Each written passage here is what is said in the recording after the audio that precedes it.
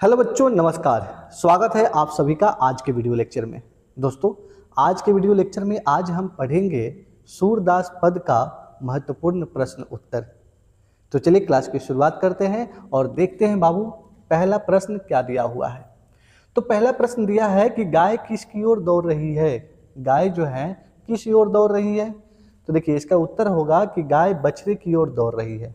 स्वाभाविक रूप से देखा जाए तो गाय जो है किसकी ओर दौड़ती है, अपने बच्चों की ओर। तो अपने बछड़े की ओर दौड़ रही है पाठ के अनुसार। अगला प्रश्न है कि सूर्य के प्रथम पद के आधार पर प्रातः काल का वर्णन करें। प्रथम पद के आधार पर बताना है कि प्रातः काल क्या है, प्रातः काल का वर्णन करना है।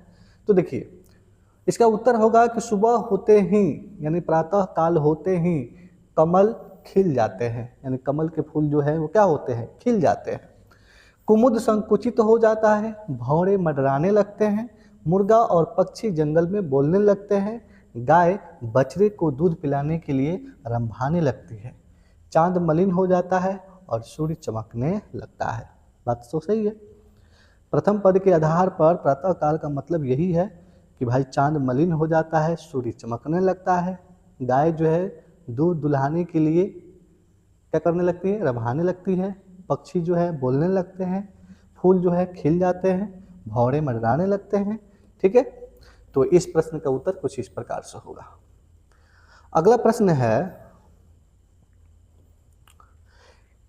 दिया है कि श्री कृष्ण खाते समय क्या क्या करते हैं। आप पाठ पढ़े होंगे तो आपको पता होगा कि श्री कृष्ण खाते समय क्या करते हैं।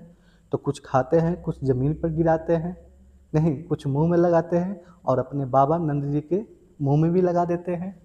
देखिए इसका उत्तर होगा कि श्री कृष्ण खाते समय कुछ खाते हैं, कुछ धरती पर गिराते हैं, मिश्री दही और माखन को मिलाकर खाते हैं और मुंह में लगा लेते हैं, अपने मुंह में भी लगा लेते हैं और बाबा नंद के मुंह में भी लगा देते हैं। तो ये क्रियाएं करते हैं खाते समय। अगला प्रश्न है कि सूरदास के काव्य शिल्प का वर्णन कीजिए। काव्य शिल्प का वर्णन कीजिए। तो देखिए इसका उत्तर होगा कि सूर्यदास की संपूर्ण रचनाओं में गीतात्मकता है, उन्हें विभिन्न राग रागनियों में गाया जा सकता है, उनकी रचनाओं में अलंकारों का बड़ा सहज स्वाभाविक प्रयोग दिखाई पड़ता है, संगीत की धारा बहने लगती है, ब्रज भाषा का शीर्ष प्रयोग सुर ने, सुनिएगा आगे,